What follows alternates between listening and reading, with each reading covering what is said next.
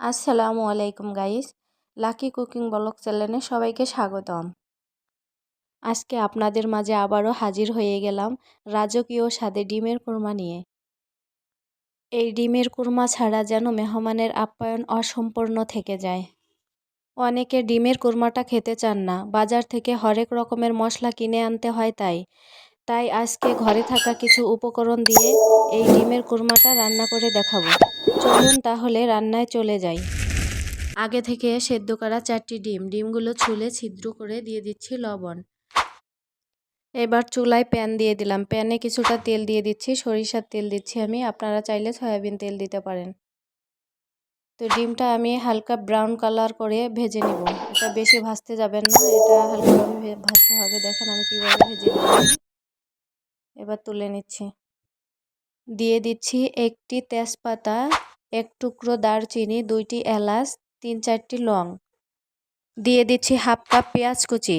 পেঁয়াজ কুচিটা কিছু সময় ভেজে নেওয়ার পর দিয়ে দিব 2 টেবিল চামচ পরিমাণ পেঁয়াজ বাটা। পেঁয়াজ বাটাটা 10 সেকেন্ডের মতো কষিয়ে নিব। 10 সেকেন্ড কষিয়ে নেওয়া হয়ে গিয়েছে। এবার দিয়ে দিব আদা রসুন পেস্ট 1 টেবিল চামচ পরিমাণ। এটাকেও কিছু সময় কষিয়ে নেব। এক একটা মশলা দিতে হবে আর কষাতে হবে। এবার দিয়ে দিচ্ছি এখানে 1 চা চামচ পরিমাণ জিরা বাটা। এটাকেও কষিয়ে নেব। গাইস, মনে রাখবেন, যে কোনো রান্নার ক্ষেত্রে টেস্ট আসে মশলা কষানোর জন্য।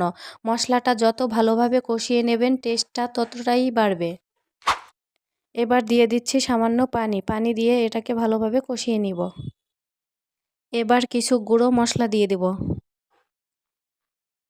দিয়ে দিচ্ছি ধনিয়ার গুঁড়ো হাফ চা চামচ, মরিচের গুঁড়ো 1 চা চামচ।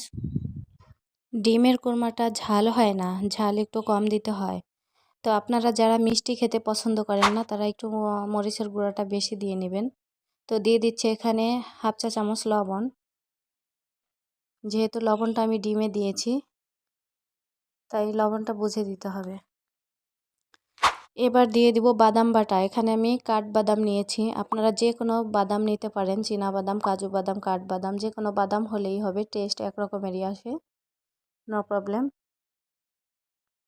আমার এই ডিমের কুরমাটার মিষ্টির পরিমাণটা কম হবে, যেহেতু আমি এই রান্নাটায় মিষ্টির পরিমাণটা কম দিয়েছি। এখানে আমি কিশমিশ বাটা দিইনি, অনেকে কিশমিশ বাটা দিয়ে থাকেন, আমি হালকা পরিমাণ চিনি দিয়েছি।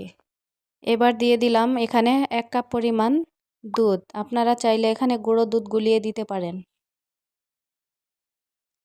দুধটা দিয়ে আমি এবার ভালোভাবে এই মশলাটা কষিয়ে নেব। ততক্ষণ পর্যন্ত কষাবো যতক্ষণ পর্যন্ত মশলা থেকে তেল আলাদা হয়ে না আসে। এবার দিয়ে দিচ্ছি 2 টুকরো পরিমাণ লেবুর রস। লেবুর রসটা দেওয়াতে অনেক সুন্দর ফ্লেভার আসে। অনেকে এই কোরমায় টক দই দিয়ে থাকেন, তো লেবুর রসটা দেওয়ার কারণে টক দই দিতে হবে না। টক দইয়ের কাজ এই লেবুর রসে হয়ে যাবে। এবার দিয়ে দিচ্ছি আমার হাতের বানানো স্পেশাল একটা মশলা, এটা বিরিয়ানি মশলা। এখানে হাফ চা চামচ পরিমাণ দিয়ে দিলাম। আপনারা চাইলে বিরিয়ানি মশলা দিতে পারেন, গরম মশলা দিতে পারেন, রোস্টের মশলাও দিতে পারেন। তো দিয়ে দিচ্ছি এখানে 5-6টি কাঁচামরিচ। এই মশলাটা দেওয়ার কারণে ফ্লেভারটা 3 গুণ হয়ে যায়। এই ডিমের কোরমাটা অসম্ভব মজার হয়েছিল, আমার বাচ্চারা তো চেটেপুটে খেয়ে নিয়েছে, মাশাল্লাহ। আমার মশলাটা ভালোভাবে কষানো হয়ে গিয়েছে। এবার দিয়ে দিচ্ছি কিছুটা পানি, অল্প পরিমাণ পানি দিয়ে দেবো। আপনারা চাইলে এখানে আবারও দুধ দিতে পারেন। তা আমি পানি দিয়ে দিচ্ছি। এবার সবগুলি ডিম দিয়ে দিব। এখানে আমি 4 পিস ডিম নিয়েছি, আপনারা চাইলে এই মশলার ভিতরে আরও 2 পিস বাড়িয়ে নিতে পারেন। আমরা মানুষ 3 জন, তাই 4টি ডিম নিয়েছি। এবার দিয়ে দিলাম হালকা অল্প পরিমাণ চিনি, এখানে হাফ চা চামচ পরিমাণ চিনি আছে। গাইস, এই রেসিপিটা যদি আপনাদের ভালো লেগে থাকে তাহলে ফ্রেন্ডস অ্যান্ড ফ্যামিলিদের সাথে শেয়ার করতে পারেন।